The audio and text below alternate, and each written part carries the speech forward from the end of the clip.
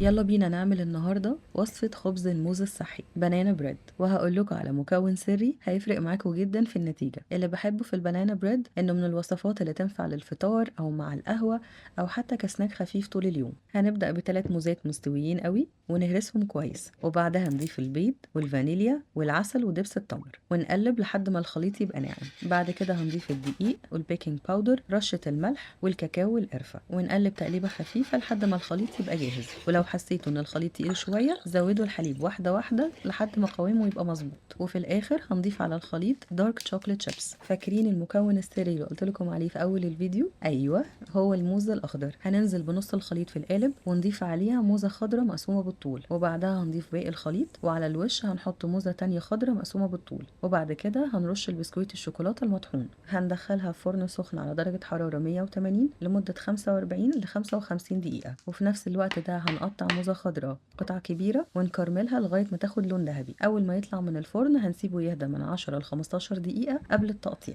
ممكن تقدموه دافي مع الموز المكرمل وسكوب آيس كريم فانيليا. وطبعا مستنية أعرف رأيكم لما تجربوه.